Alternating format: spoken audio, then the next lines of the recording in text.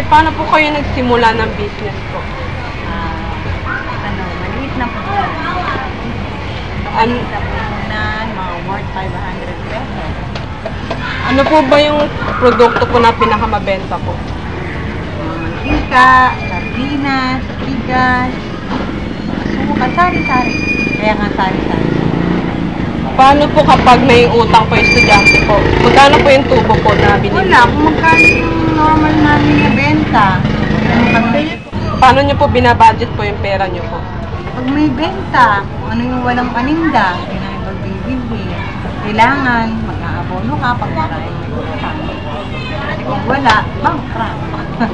Paano po kapag isang buwan po? Magkano po kinikita nyo po? Kung halimbawa 1,000 a day, 30,000 a month.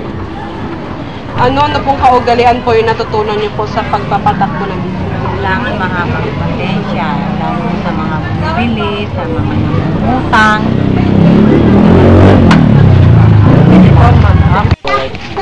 Na.